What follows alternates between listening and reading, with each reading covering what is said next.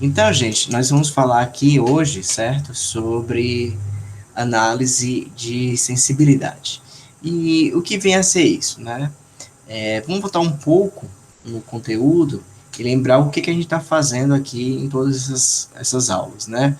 Nós estamos resolvendo problemas de programação linear. E o que vem a ser problemas de programação linear? São problemas em que você tem uma função objetivo, certo? Que você quer otimizar, isso aí pode ser tanto maximizar como minimizar. Essa função objetivo é uma função linear nas suas variáveis, né? Você tem quantidade finita de variáveis, e você tem que maximizar essa função dentro de um conjunto, que a gente chama de conjunto factível, e esse conjunto factível, ele é determinado por restrições lineares, né? Então, o problema de programação linear é esse, né? Maximizar ou então minimizar, né? No caso aqui, basta multiplicar por -1, então, maximizar uma função que tenha um determinado quantidade de n de variáveis, né? E que seja linear. Ou seja, existem essas constantes C1, C2, né? Que estão multiplicadas, né? Pelas constantes, certo? Depois você soma, certo? E aí, isso aqui sujeito a algumas restrições, tá? Que são as restrições também lineares, tá? Então, você tem aqui uma restrição desse tipo,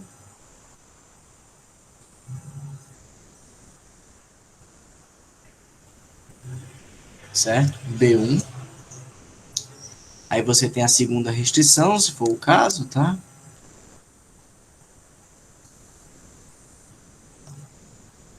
Xn menor que ou igual a B2 e até A1, AM1, X1 até AMN, Xn menor que ou igual a Bn, beleza? Então, o que acontece, né? E aí, muitas das vezes, né, nem sempre, mas você também tem as restrições de positividade das variáveis, e algumas vezes também se coloca que essas variáveis sejam inteiras, né? Mas, no fundo, todos os problemas que nós estamos resolvendo têm essa caracterização, certo? Esses números aqui, ó, eles são constantes, né, para cada problema, né? Cada problema você tem essas constantes, tá? Que mudam, tá? De acordo com a situação, tá? Na verdade, esses valores aí, essas constantes, elas são chamadas, tá? De parâmetros, tá? Os parâmetros do problema de programação linear.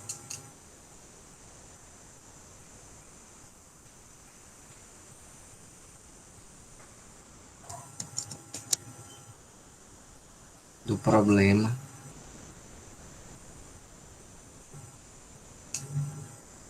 de programação linear, beleza? Então, de acordo com o problema, esses números, eles mudam, certo? E aí, o que acontece? Muitas vezes, esses números, né, eles dependem, né, da situação, mas são tomados como constantes, né? Só que essas constantes, muitas vezes, ao longo do tempo, elas podem mudar, né? Não existe um valor fixo para elas por muito tempo, né? E aí você quer saber se alterações nessas constantes modificam a solução do problema, né? A gente sabe que também nem sempre o problema de programação linear tem solução, né? Vocês viram lá na prova de vocês que tinha um problema de programação linear que não tinha solução. E isso se devia ao fato do conjunto não ser limitado, né? Então, a princípio, você poderia aumentar as variáveis quanto você quisesse. Isso aí, você não teria solução máxima. Mas, partindo da hipótese que o problema tem solução, e que a solução é única, tá? Nós queremos saber que tipo de alterações nesses coeficientes aí, nesses parâmetros, são capazes de afetar a solução ou não, tá? E afetar de que forma, né? Então, essa é a preocupação principal, tá? Dessa parte do curso, que é a análise de sensibilidade, beleza?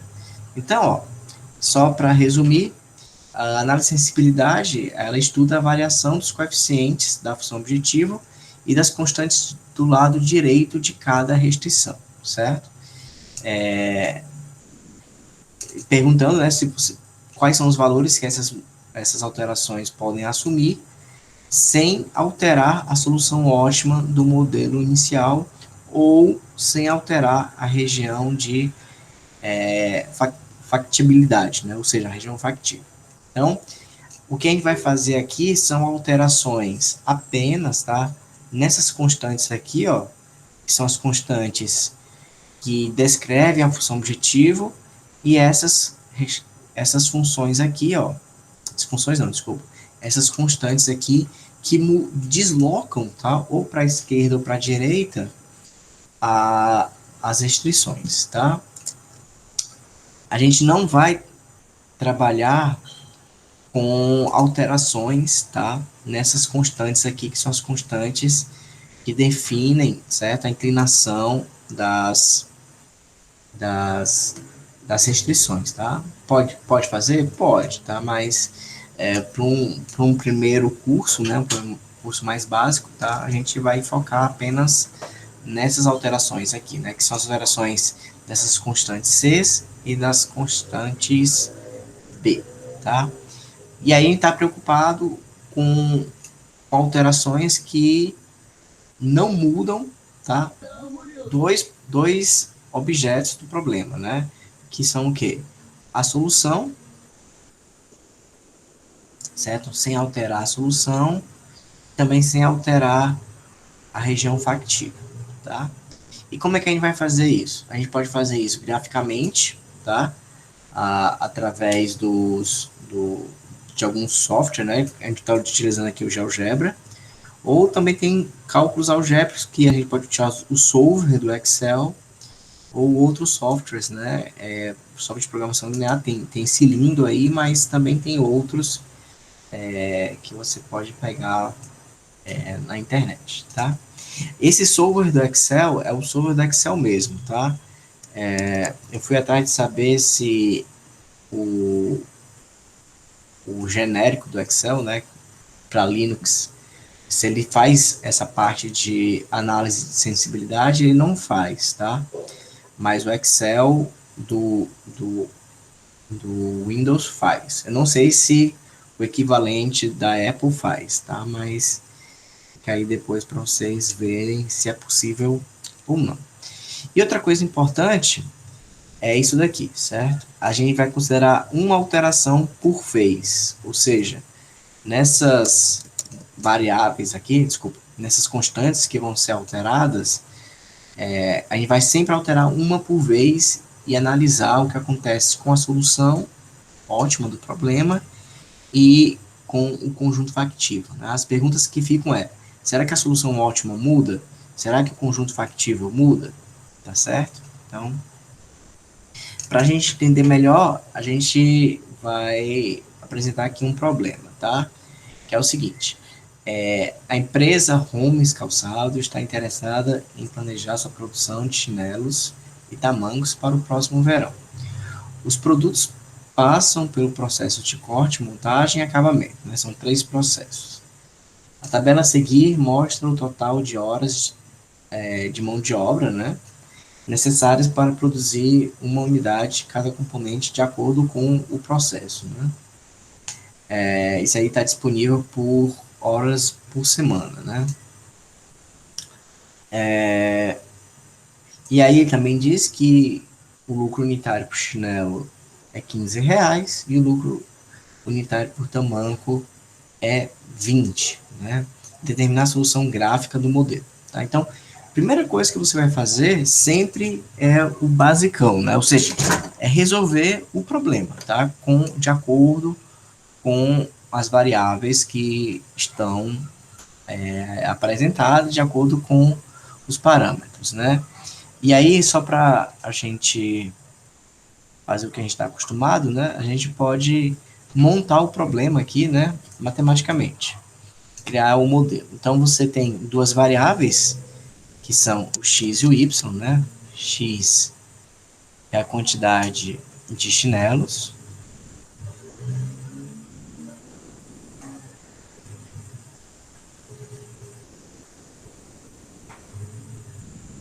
e y é a quantidade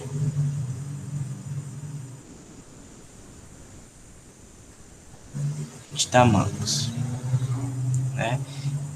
E o que o tomador de decisão vai fazer aí nessa situação? Ele vai maximizar o lucro, né? Quem vai ser o lucro? Vai ser 15x, né? Se você vende x chinelos, você vai ter 15x de lucro só de chinelo, mais 20y, né? Que é o lucro pela venda de y tamancos, certo? Bem, esses chinelos e tamancos que são vendidos, eles são produzidos, né?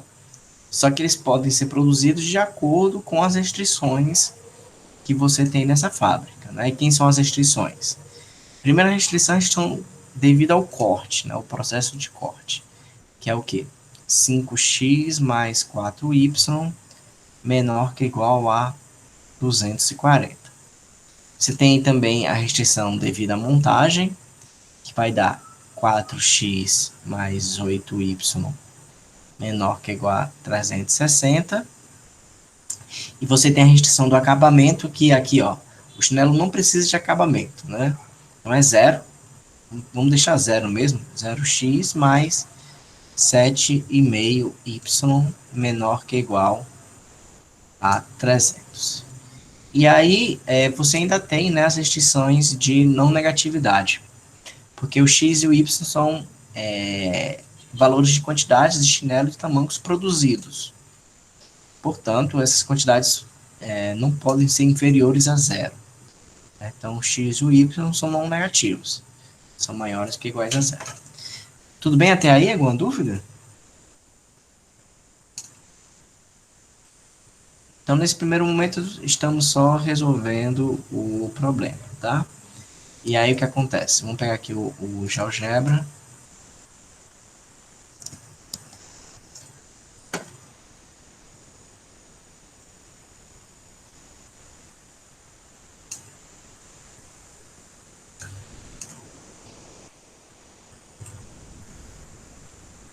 E aí, vamos colocar as restrições aqui, né? Para a gente poder criar o nosso conjunto, né? Factível, região factível. Vamos só relembrar quem são os valores, né? A primeira restrição é 5x mais 4y menor que ou igual a 240. Então, 5x mais 4y menor que ou igual a 240, mas vamos deixar só igual a 240, a gente sabe que vai ficar abaixo da reta, né? Então, você tem aí, ó, essa primeira reta, todos os valores de x e y abaixo dessa reta são os que satisfazem a primeira restrição, tá? Na reta, satisfazem com igualdade, né? Então, essa restrição, quando você tiver um ponto sobre essa reta, a gente diz que a restrição é ativa. A próxima restrição é 4x mais 8y menor que ou igual a 360. Então, vamos lá. 4x mais 8y, e aí vamos colocar igual a 360. Então, você já tem aí a segunda reta abaixo dela, tá? Então, o conjunto factível está, por enquanto, determinado por esse quadrilátero aqui. Tá? Você ainda tem o quê? Você ainda tem a última restrição, que é 7,5 de y igual a 300. Então, 7,5y igual a 300. Acho que aqui tem que ser ponto. Pronto.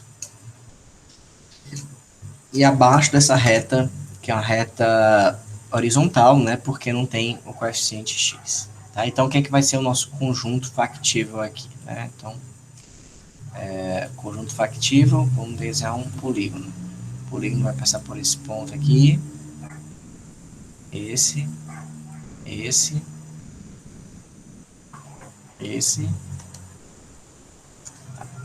e esse.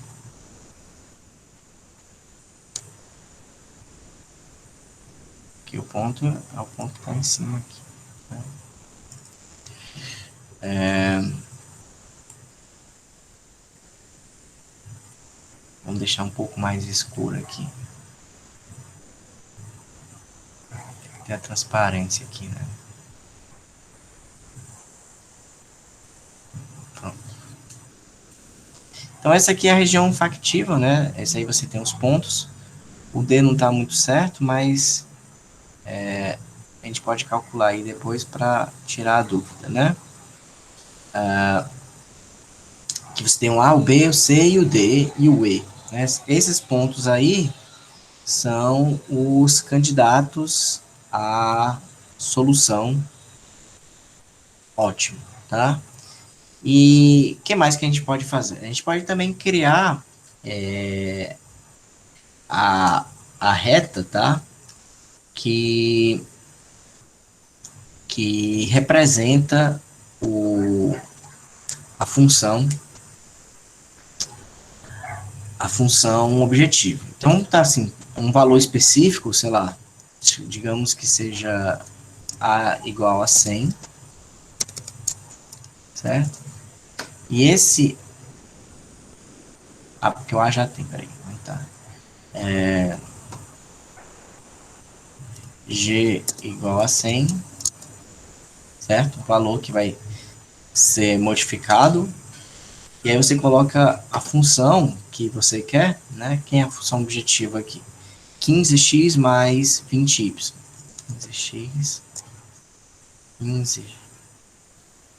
15x mais 20y igual a esse g aí, certo? Que é a tua função objetiva. Tá? Então, tá aqui a função objetiva. Veja que ela vai variando de acordo com aquele g vai sendo modificado, tá? Aqui ele ficou muito pequeno, mas a gente botar ele, sei lá, igual a 1000 para ver se ele fica maior. Pronto. Tá? Então, ó, à medida que você vai aumentando o valor da função objetivo, né? Então, aqui, ó, valores pequenos, a função objetivo está próxima do zero, né? Por quê? Porque você está colocando valores de x e y pequenos, então você está diminuindo o seu lucro total. Mas à medida que você vai aumentando, essa reta vai se deslocando para cima e para a direita, né?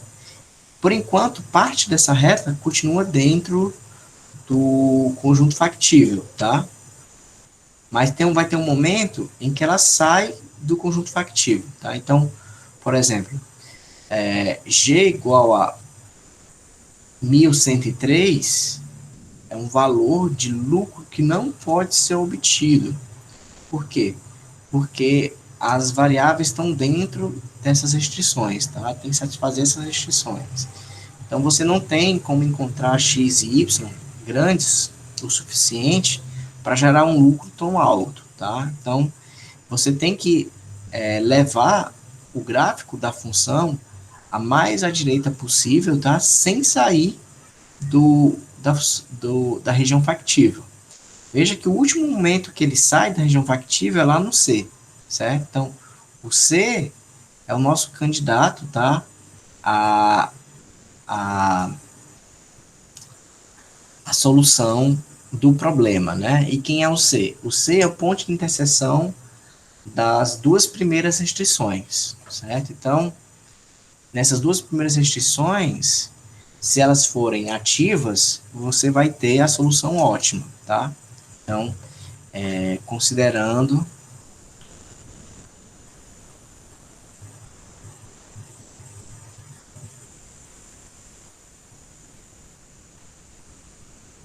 como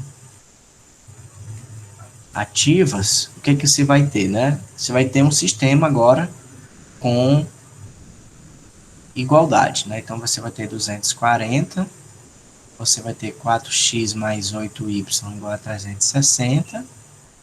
Aí, a gente pode resolver, tem milhões de maneiras de resolver isso aqui, mas uma forma aqui que eu pensei é, multiplica isso aqui por 2, tá?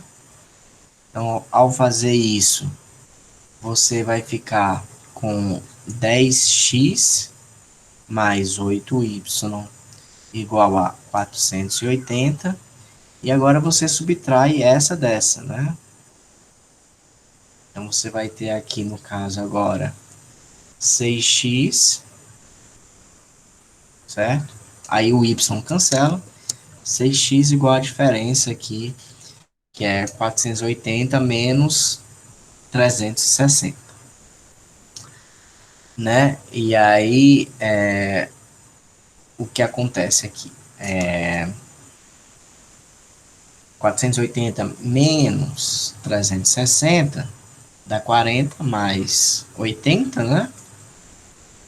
40 mais 80 que dá 120. Portanto, aqui o x é 20. E para encontrar o valor do y, basta substituir, né? Se o x é 20, aqui vai dar 100, né? 5 vezes 20 dá 100. Então, você passa para o outro lado, você vai ter 4y igual a 140. Então, o y aqui, no caso, vai ser igual a...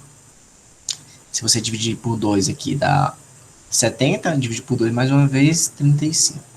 Tá? Então, você tem aí, ó, y igual a 20, ou x igual a 20, y igual a 35, como candidato, certo?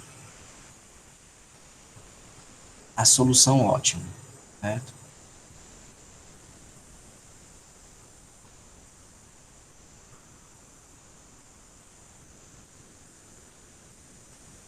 Aí, claro que se você estivesse resolvendo esse problema manualmente, utilizando o método geométrico, você teria que pegar todos os outros pontos, tá?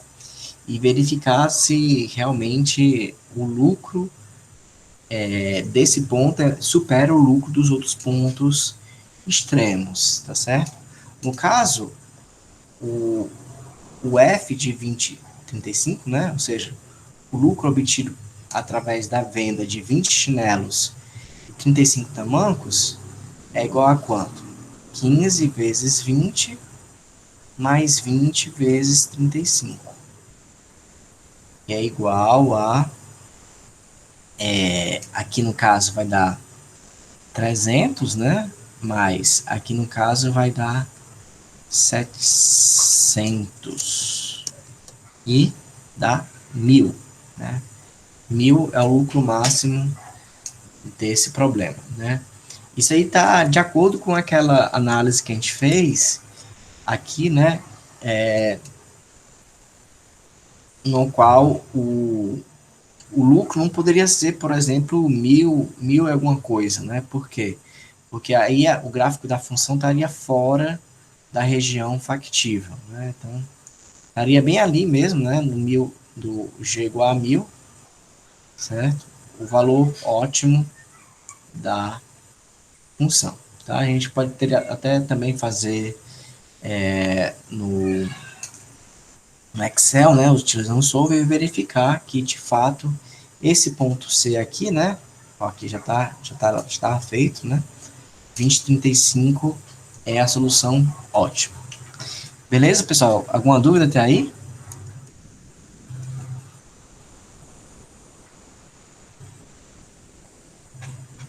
Então, essa é a solução do problema, tá? No GeoGebra. E o que a gente vai fazer agora? A gente vai fazer o que a gente chama de análise de sensibilidade, né? Ou seja, alterar alguns dos valores constantes, tá? E ver o que acontece com essa função objetivo, né? Então, ó, suponha que houve um aumento nos lucros unitários do chinelo e tamanco para 20 e 25 reais, respectivamente, né? Verificar se a solução básica permanece ótima. Em caso positivo, qual seria o novo valor para z? Então, ó, por exemplo, se a gente utilizar aqui o GeoGebra, o que a gente precisaria alterar seriam esses valores aqui, né? Em vez de ser 15 e 20, seriam 20 e 25. Né? E o que acontece? Ó? Veja que a função objetivo ela se altera, né? Ó. Mas quando você faz a mesma análise, você percebe que essa função aqui, ó, ela continua tendo como um ótimo o ponto C, tá? Isso é fácil de verificar se a gente ver no Excel, no Solver, ó. Então, se a gente pegar aqui, ó, no Excel, né, a gente coloca aqui a função objetivo, né, a inicial era quanto? A inicial era aqui as coeficientes 15 e 20. Tá? Então, você coloca aqui 15, 15 e 20. Aí você parte para as restrições, tá? Do problema, né? Cadê as restrições? 4, 5, 4, 240. 5, 4 e 240. A outra é 4, 8, 360. 360. E essa última é 0, né? 7,5. E aqui é 300.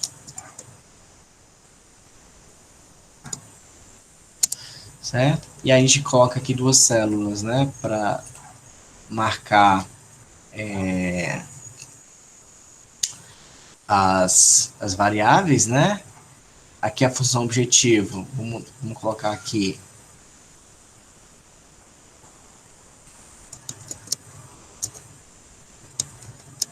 Quem seria a função objetivo, né?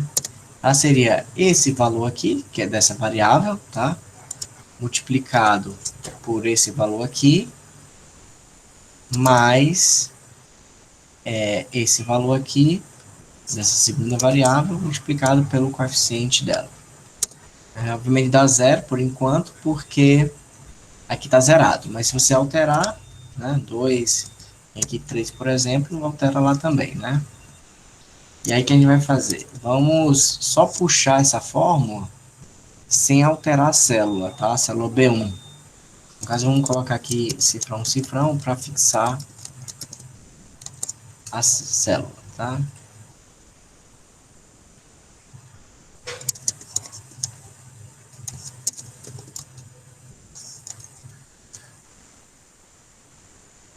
É no começo, né? Cifrão B,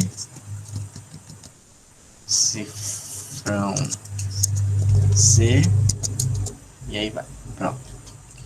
Aí você puxa aqui, tá? Para pegar as demais restrições, que tá tudo zerado, né? E aí só para você testar, você coloca aqui um 2, coloca aqui um 1, certo? Para ver se realmente está funcionando a sua forma, tá? E aí você pode partir para executar aqui o solver. Então, você vem aqui, ferramenta, solver, célula objetivo é essa, né? Ele quer o valor máximo, realmente, as variáveis são essas. A primeira restrição é essa, a segunda é essa, e a terceira é essa, menor que ou igual a esse e esse, tá? Vamos aqui em opções para ver se está tudo certo. Não precisa assumir valores inteiros, mas as variáveis você pode assumir como não negativas. Ok, e resolver, né? Manter o resultado. Então você vê aí que deu exatamente aquilo que a gente fez, né? O valor ótimo do x é 20, aqui é 35, e aqui dá 1.000 máximo de lucro. E aí a gente vai fazer essa análise, né, de sensibilidade, trocando aqui por 20, né, e aqui por 25, tá? Então, quando você faz isso, você tem que chamar o solver mais uma vez, né? E aí você não altera mais nada aqui, porque você só está alterando as células de coeficiente, tá? As células de variáveis você não está afetando. Você coloca aqui resolver, manter o resultado, né? E você vê que você tem a mesma solução aqui, 20 e 35, tá? Então, por exemplo, a resposta desse item A, tá? É positivo, né? Sim, a opção ótima permanece a mesma. Continua a mesma solução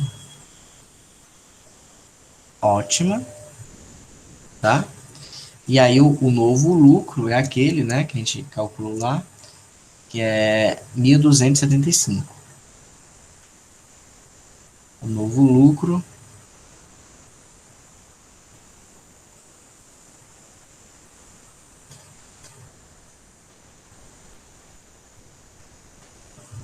é 1.275, beleza? E aí o que acontece? Ele pergunta, quais as possíveis variações no C2, né? Quem é esse C2? É a constante que está multiplicando a variável y, tá? Lá na função objetivo, que manteriam as soluções básicas do modelo original, certo? E aí, deixa eu essa observação aqui, né? Que os demais parâmetros permanecem constantes, né? Ou seja, sem alterar os demais constantes. Isso é o básico, tá? O padrão da análise de sensibilidade. Então, como é que a gente vai fazer isso? Vamos lá observar no GeoGebra. Tá? Aqui vamos colocar uma nova constante, tá? Chamada de constante K.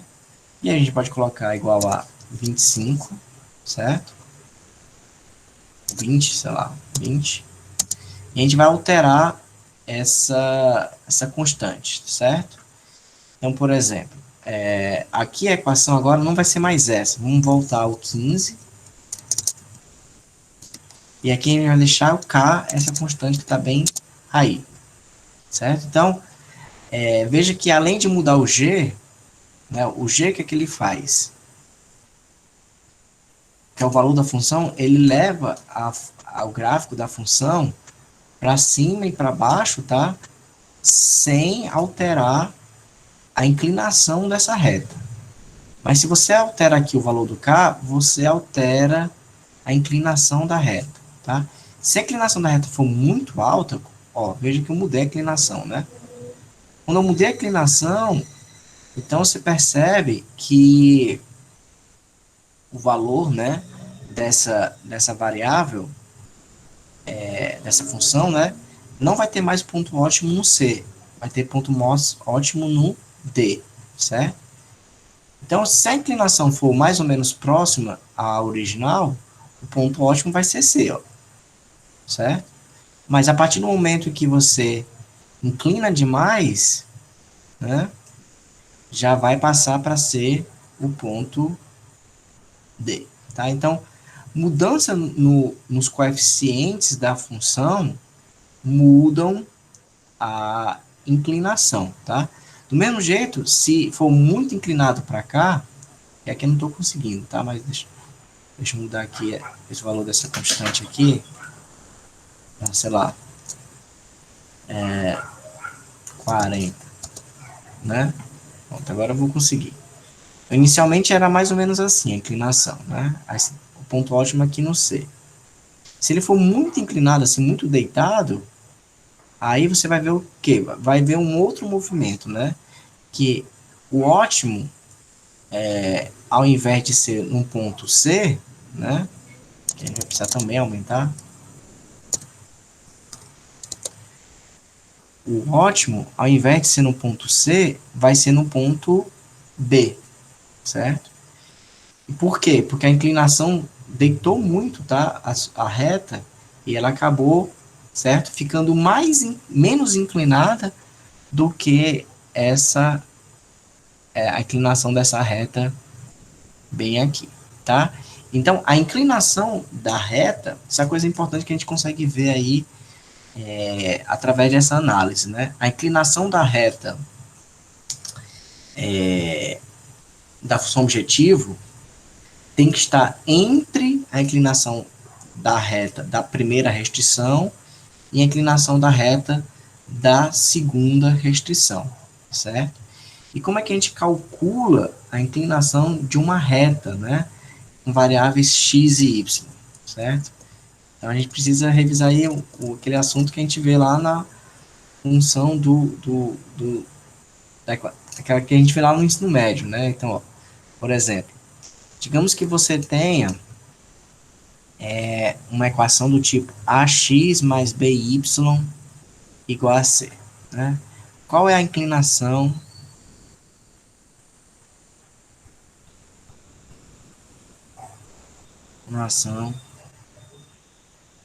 dessa reta, né? A gente sabe que essa reta determina um gráfico, né? E aí você consegue achar esses dois pontos aqui, ó.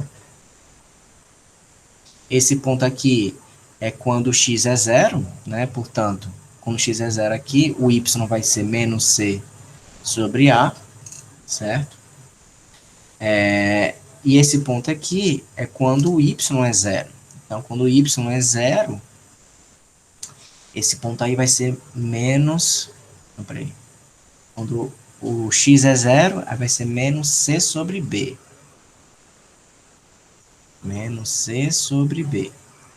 E é quando o y é zero, esse ponto aqui vai ser o menos c sobre a. Certo? Então, a inclinação dessa reta aqui é exatamente a tangente desse ângulo alfa. Tá? E a tangente desse ângulo alfa é cateto oposto sobre cateto adjacente, né, em termos de medida. Então, vai ser menos c sobre b dividido por menos c sobre a. E aí, se você faz a conta, está simplesmente a sobre b, certo? Então, o que acontece, né? Vamos voltar lá para nossas restrições, né? Você tem essas restrições aqui, ó, A1 e A2, que são as restrições ativas do problema, da solução ótima original, certo? São restrições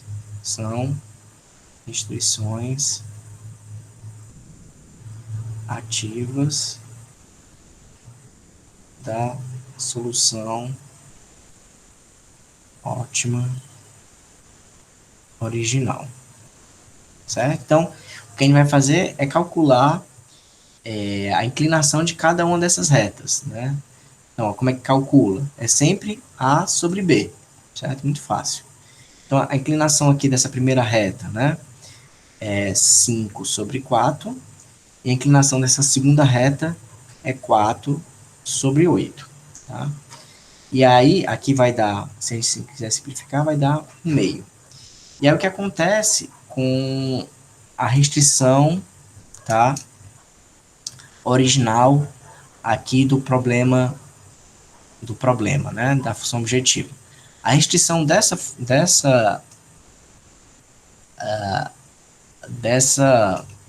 função linear aqui é 15 sobre 20. Né? 15 sobre 20 aqui vai dar 3 quartos. Né? Você vê que 3 quartos está entre 1/2, né?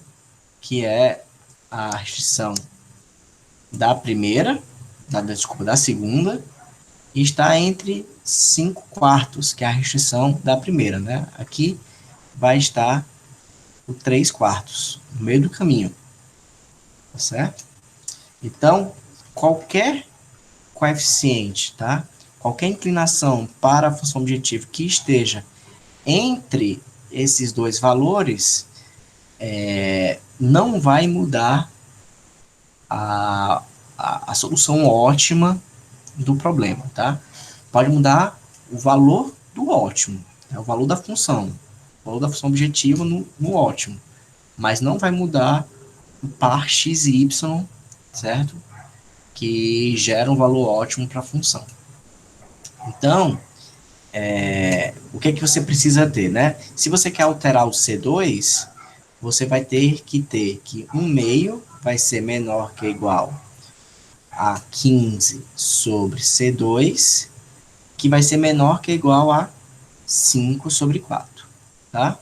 Essa aqui é a primeira análise de sensibilidade que você pode fazer. E aí você tem aqui duas desigualdades, né? A primeira vai te dizer que o C2 é menor que ou igual, você faz multiplicação em cruz, né? Menor que ou igual a 30.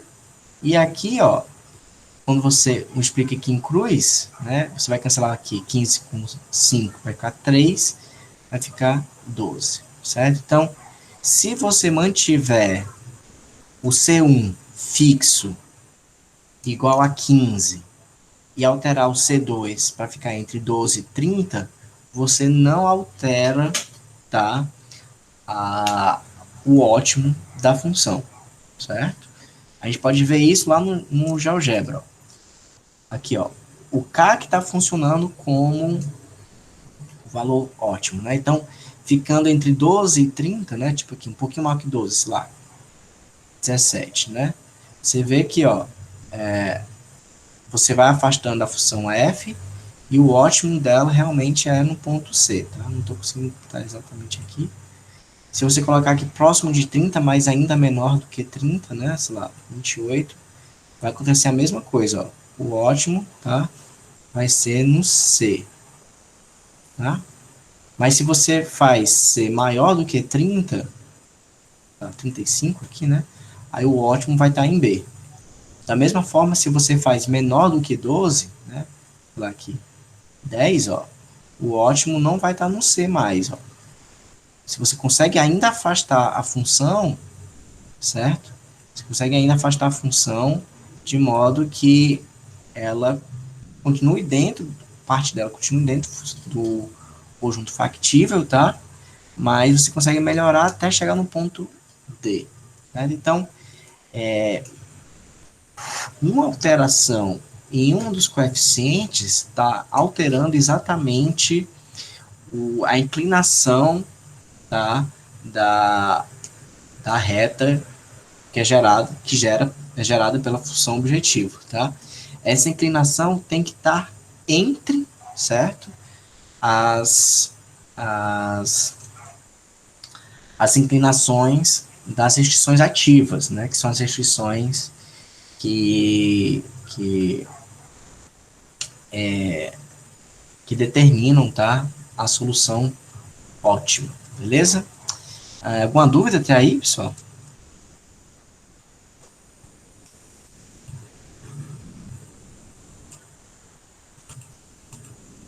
E aí, ó, olha só. Ele faz assim, item para o item para C1, ou seja, se você mantiver o C2 fixo e quiser alterar o C1, como você pode fazer essa alteração sem mudar a função objetivo, né? Então, ó, o que você pode fazer aqui é exatamente a mesma coisa, né? Aqui a segunda análise, você teria que ter ainda o coeficiente angular entre 1 meio e 5 quartos. Só que agora você está alterando o C1 e está deixando o C2 fixo, tá? Igual a 20, certo? E aí você faz aqui a conta, né? Você vê que o C1 aqui é pelo menos 10, né? Vou cancelar aqui. E aqui vai dizer que no máximo 25. Tá bom? Então, da mesma forma que você pode alterar lá o C1, o C2, você pode alterar o C1. Certo? Então, aqui são os valores de C2 que você pode colocar nesse intervalo, certo? Entre 12 e 30, sem alterar a função objetivo, tá? Isso levando em consideração que o C1 está constante, tá? Aqui nesse caso aqui, ó,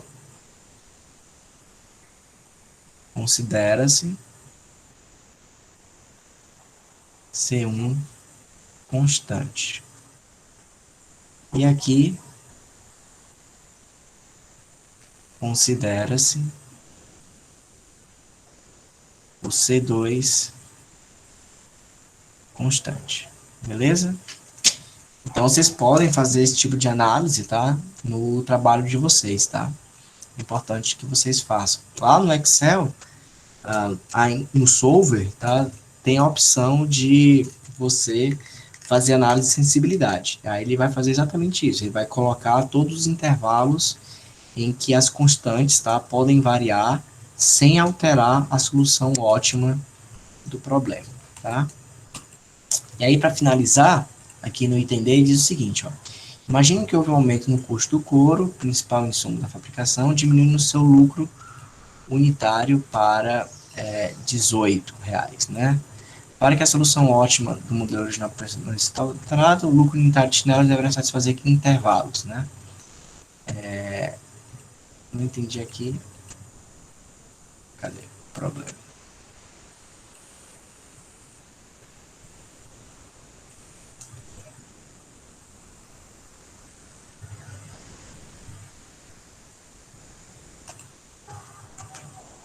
Custo do couro.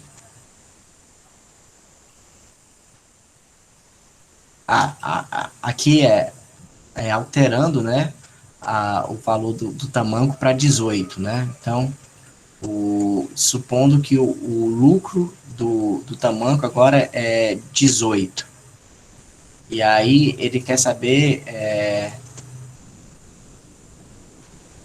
para que a solução do problema permaneça alterada, qual é o lucro unitário dos chinelos, tá? Deve estar em qual intervalo. Então você tem, de novo, né? Você tem lá o problema original C1x mais 18y. Isso aqui vai ser a função objetivo, xy. Agora essa constante aqui, você pode encaixar ela no intervalo, né? E que intervalo é esse? É o intervalo no qual 1 meio menor que ou igual a C1 sobre 18 menor que ou igual a 5 sobre 4, né? E aí o C1 vai ter que estar entre que valores, tá? Entre 9 e aqui, se você fizer a conta, né? Vai dar para cancelar aqui um 2, mas ainda vai ficar 45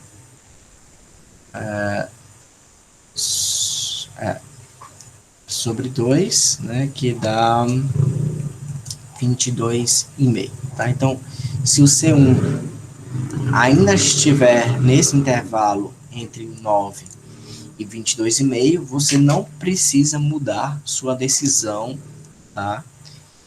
Que vai maximizar seu lucro, certo? Então a situação é a seguinte: você tinha uma situação inicial em que o lucro do chinelo era 15 e o lucro do tamanco era 18, né? Se esse lucro baixar de 20 para 18, mesmo que esse lucro aqui do chinelo fique igual a 15, né? Na verdade, mesmo que ele fique nesse intervalo aqui entre 9 e 22,5, você não vai mudar você não vai mudar o seu processo, certo? De escolha de níveis ótimos de chinelo e tamanco, tá? Então, análise de sensibilidade é isso, né? Você faz alterações nos parâmetros que você tem do seu problema e você não precisa chegar lá para o gerente da sua fábrica e pedir para mudar as quantidades que são produzidas, tá? Então, em geral, pequenas alterações nos parâmetros, tá, não afetam a solução ótima do problema, tá? Mas grandes alterações podem mudar, certo? Então, a mensagem que fica por detrás de toda essa história é essa, tá?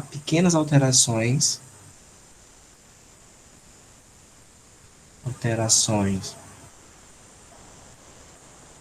nos parâmetros do problema não alteram, tá? Geralmente, tá? Geralmente não alteram a decisão ótima, tá, do problema. Beleza? Claro que grandes alterações também vão alterar, certo? Alguma dúvida até aí, pessoal?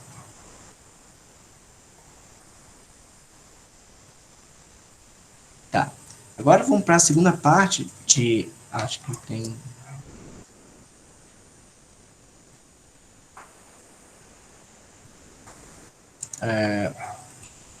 Então, a segunda parte do que a gente faz de análise de acessibilidade é o chamado preço sombra, né? Que tradução do inglês é shadow price, né? É o preço, certo? Que não está muito claro, não está definido no problema, mas é um preço que, entre aspas, pode ser interpretado, é um valor, certo? Que você pode interpretar como o preço que você paga pelo acréscimo ou decréscimo, tá? Dos seus recursos, né? Ou seja, você tem aqui, ó, por exemplo, aqui são os seus recursos, né?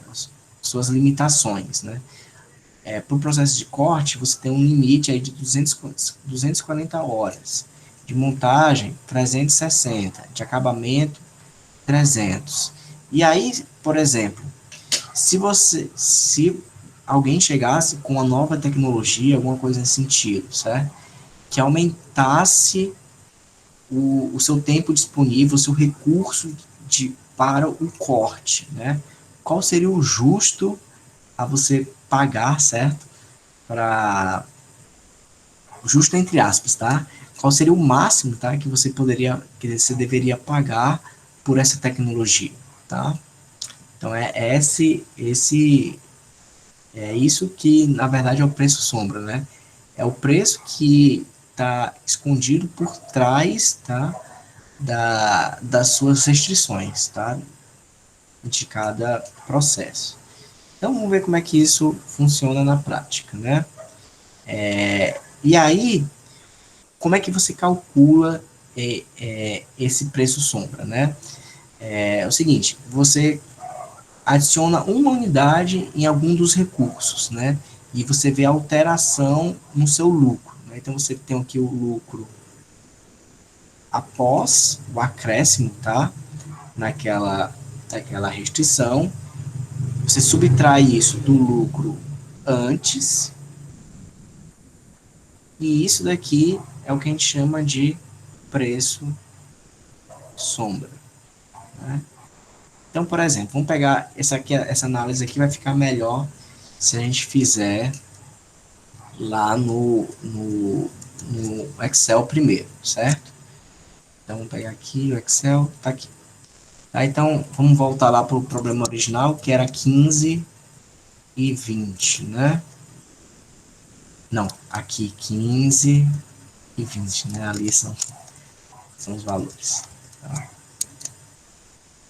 Tá, vamos aqui resolver utilizando o solver, né? Então, você vem aqui, janela, solver, resolver, né? Tá tudo certinho, não alteramos nada.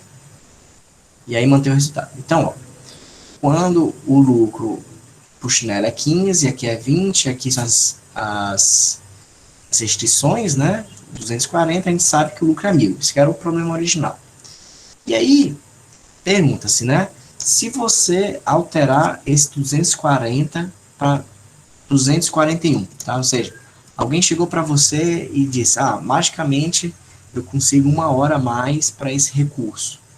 Qual vai ser o teu novo lucro, né? O que aconteceu foi o seguinte,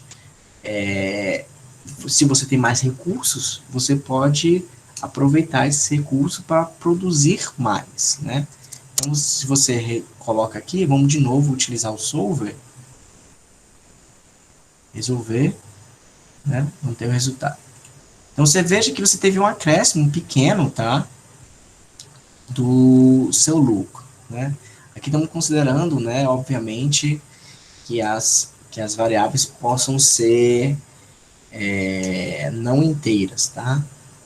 Então, o preço sombra aqui, né, para cada setor, o setor do corte, para o setor do corte, é 1,667, né? Vamos ver se é isso. É 1,6667. O acréscimo gerado, tá? Para, caso você aumentasse, tá? Uma unidade nesse recurso. Né? Então, vamos voltar aqui de novo, e agora vamos aumentar uma unidade do recurso 2, né? Que é o que? Nem lembro mais aqui. Montagem, né? Então, se você aumenta uma unidade, vamos de novo ver aqui o solve. Resolver. Você de novo, né, ó, aumentou em 1,667 de novo. Tá? Então, aqui para a montagem, o preço sombra é 1,667, tá certo? E aí, por fim, para o acabamento,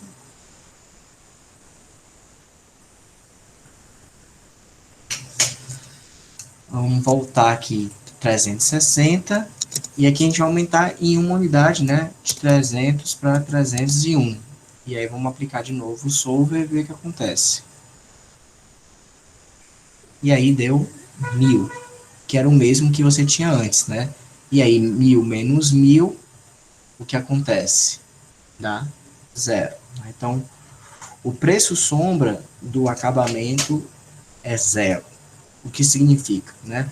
Que se houver uma tecnologia para melhorar o acabamento, né, o seu processo de acabamento, isso não vai te render muitos lucros, né, muito adicional de lucro por conta disso. Então, se você é o gerente, né, do processo de produção aí, e aí você tem que se preocupar com 3 processos, né, aqui o processo 1, processo 2, processo 3, se você se preocupar em melhorar, né, o processo do acabamento, isso não é muito inteligente, porque isso não vai aumentar o seu lucro. Quais são os processos que devem ser otimizados aqui, né? Os processos que devem ser otimizados, né? Otimizados no sentido de você conseguir mais recursos para ele. É o de corte e o de montagem. Porque eles que colaboram para o aumento do teu lucro, certo? Isso é uma coisa muito importante, tá? Dentro do processo decisório de uma empresa, né? Você tem vários processos, né, para chegar no produto final, e aí você, de repente, né, consegue recursos adicionais. E aí esses recursos adicionais, onde você vai alocar? Em qual processo desse daqui, né? Por exemplo, se você conseguir mais um empregador, mais um empregado, né? Esse empregado você vai colocar onde? Você vai colocar no setor de corte, de montagem, de acabamento, né? Pelo análise do preço sombra, você consegue dizer que você vai colocar ou no setor de corte ou no setor de montagem, certo? Porque se você colocar no setor de acabamento, pode ser que isso não gere lucros adicionais, né? Você vai acabar ficando com recursos ociosos, tá? E por que isso seria esperado do ponto de vista lá dessa análise, né, aqui que a gente está fazendo? Porque é o seguinte, aumentar, por exemplo, o recurso aqui, desse carinha aqui, né, seria, por exemplo, aqui, em vez de 240, seria 241. O que acontece? Não sei se vocês perceberam, mas se deslocou um pouco aí, tá? Então, para vocês perceberem mesmo, ó, vamos colocar aqui igual a 240 mesmo, né, que estava como estava antes, mas vamos colocar uma variável para a gente ir alterando, tá? Tipo L. L igual a 250, certo? E aqui vamos botar, em vez de 240, vamos botar L, certo? E aí, olha só o que acontece, né? Cadê o L aqui? Ó, à medida que você vai alterando o L, né? Ali o D ficou tosco, né? O D aqui, na verdade, ele teria que ir de acordo com o eixo X, né? Mas à medida que você vai aumentando o L, tá? Você vai deslocando essa curva para a direita. Então, se inicialmente estava aqui, ó, a função estava em cima do C, né? Se você conseguir colocar em cima.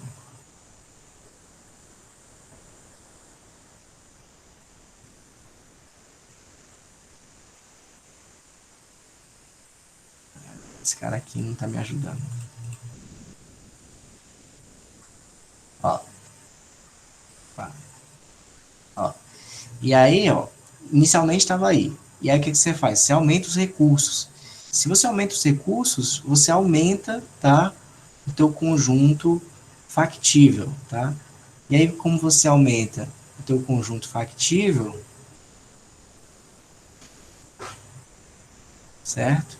Isso significa que você poderia deslocar um pouco mais para a direita a tua função objetivo, tá?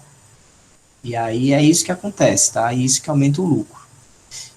Você alterar aquela terceira restrição seria alterar essa reta bem aqui, que ela não está relacionada com a função objetivo no seu ótimo, né? Porque no ótimo está relacionado com a primeira e a segunda restrição, e não com a terceira, tá? Por isso que alterações pequenas aqui nessa terceira restrição não afetam a solução ótima, tá?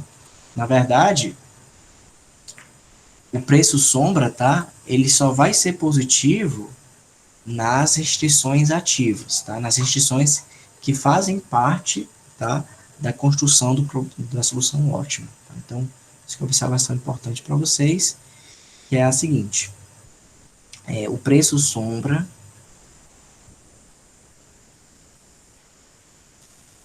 só será positivo nas restrições ativas em relação à solução ótima original. Beleza? Então, qual é a lição que você tem que tirar a prática daí, né? Que se você estiver trabalhando numa empresa que tem vários processos, às vezes, tá, não é vantagem você otimizar um processo. Às vezes é mais vantagem você otimizar outros, tá?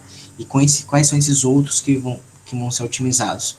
Os que geram impacto verdadeiro, assim, né? Todos são importantes, tá? Mas os que estão com a restrição ótima, muito elevada, né? Então, aqui, ó, veja que aqui, ó, inicialmente, né, quando era 300, né, vamos fazer o solver de novo, ferramenta, solver, né? Resolver, não tem resultado. Então, inicialmente, essa restrição aqui e essa estão ativas, ou seja, elas estão com capacidade máxima, tá? E essa aqui tem uma certa folga. Então, se você tem recursos adicionais, onde você vai colocar? Você vai colocar, certo? Em alguma das restrições que você já está trabalhando no limite, né? Aqui você está trabalhando no limite, aqui você está trabalhando no limite. Não tem porquê você colocar em restrições que você tem alguma margem, tá? Tem alguma folga, tá? Isso aí é bem intuitivo, certo? Mas o que não é intuitivo é, por exemplo, se você tiver mais de uma restrição já no limite, né? Já utilizando todos os recursos, em qual você vai alocar, certo? A resposta para esse problema é você aloca na, na restrição que tem o maior preço sombra, certo? Então é importante você calcular o preço sombra exatamente por isso, né? Para você decidir onde você vai alocar recursos adicionais que porventura apareçam para o processo da empresa, certo? E nesse caso aqui, desse problema específico, os preços sombras deram iguais, tá? Mas isso não necessariamente ocorre sempre, tá bom? Então, muitas vezes, tá? Na verdade, o mais comum é que o preço sombra não seja o mesmo. E aí, onde você vai colocar recursos adicionais é exatamente na restrição que está ativa, tem o maior preço sombra. Beleza, gente? Bem, e aí, como vocês perceberam, eu não tenho Windows aqui no meu computador, tá? Mas para quem tiver, vale muito a pena você utilizar a opção de análise de sensibilidade do Excel do Windows, certo? Porque aí ele vai te dar todos esses valores aí, né, de intervalo, das constantes, preço sombra, tá? E aí você pode fazer, por exemplo, quando você fizer o seu trabalho, idealmente você coloca lá os preços sombras e você comenta em cima disso, né?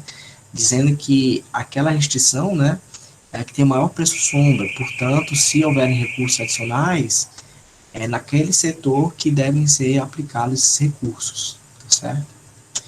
Bem, e era isso. Alguma dúvida para vocês ou não?